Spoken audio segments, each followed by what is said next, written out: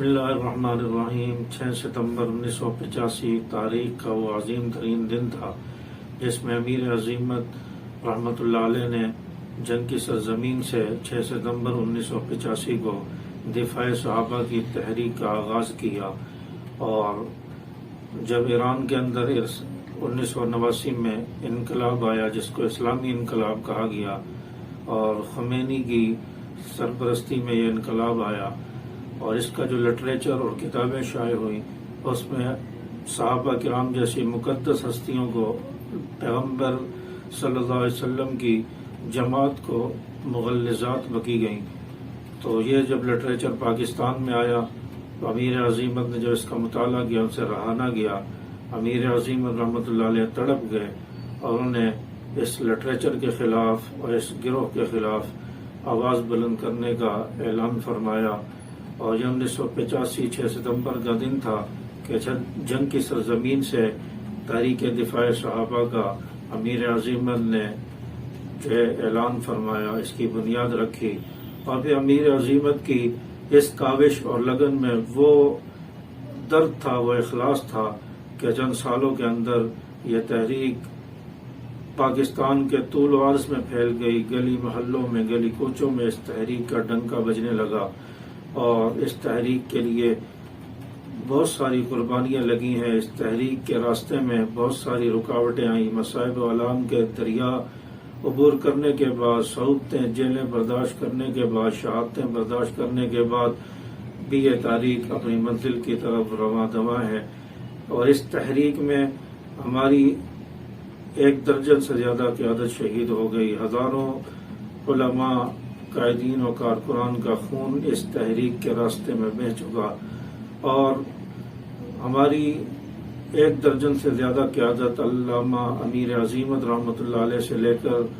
مولانا محمد اعظم طارق شہید تک، اور پھر مولانا اعظم طارق شہید سے علامہ علی شیر حیدری شہید تک، اور پھر اس کے بعد کراچی کی سرزمین پر قائدین اور ہزاروں کارکنان کا خون بہا، یہاں تک کہ میرے والد مولانا عبدالغفور ندیم شہید رحمۃ اللہ علیہ بھی اس تحریک میں جام شہادت نوش کر گئے، میرا بھائی معاویہ ندیم بھی اس تحریک میں جام شہادت نوش کر گیا۔ لیکن اس تحریک میں وہ حرارت تھی، اس خون میں وہ حرارت تھی، امیر عظیمت کا اخلاص تھا کہ تمام مصائب و آلام کے دریا عبور کرنے کے بعد بھی یہ تحریک اپنی منزل کی طرف رواں دواں ہے۔ اور اس تحریک کا مقصد یہ تھا کہ صحابہ کرام کی عظمت اور ان کی عزت کا قانون پاکستان میں بنوایا جائے، ان کی عزت محفوظ رہے، صحابہ کا دفاع کیا جائے، اور جو گروہ اور جو فتنہ صحابہ کے خلاف مغلظات بک رہا ہے، عوام کو، عام الناس کو اس سے آگاہ کیا جائے۔ اور الحمدللہ امیر عظیمت کی یہ محنت اور اخلاص اور یہ جدوجہد تھی کہ آج تک یہ تحریک 30 سال ہو گئے اپنی منزل کی طرف رواں دواں ہے، اور اس تحریک کو اللہ تعالیٰ نے مزید طاقت بخشی، مزید جلا بخشا کہ آج علامہ محمد احمد لدھیانوی صاحب کی قیادت میں، علامہ غازی اورنگزیب فاروقی صاحب کی قیادت میں یہ تحریک اپنی منزل کی طرف رواں دواں ہے،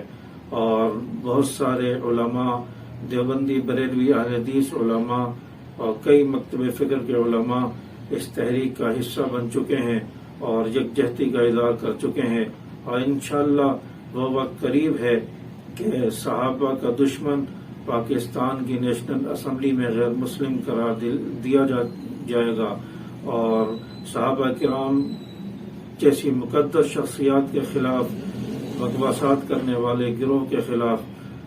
ایک قانون بنے گا، اور انشاءاللہ علامہ محمد احمد لدھیانوی صاحب کی قیادت میں، علامہ غازی اورنگزیب فاروقی صاحب کی قیادت میں یہ جماعت اپنی منزل مقصود تک پہنچ کر دم لے گی۔ اس لیے آپ تمام حضرات سے، تمام ویور سے میری یہ درخواست ہے کہ اس تحریک کا حصہ بنیں اور اس تحریک کو مضبوط کریں، اور دفاع صحابہ، عظمت صحابہ کے لیے اپنی تمام تر صلاحیتیں بروئے کار لائیں، اور علامہ محمد احمد لدھیانوی صاحب، علامہ غازی اورنگزیب فاروقی صاحب کے ہاتھ پر بیعت کر کے اس تحریک کا حصہ بن جائیں، تاکہ ہماری بھی نجات کا ذریعہ بن جائے، اور عظمت صحابہ گلی کوچے میں پھیل جائے۔ اللہ پاک ہماری اس مدح صحابہ تحریک کو، دفاع صحابہ کی اس جد و جہد کو قبول فرمائے اور جلد سے جلد منزل مقصود تک اس تحریک کو پہنچائے۔ اللہ پاک ہمیں سمجھ عمل کی توفیق عطا فرمائے۔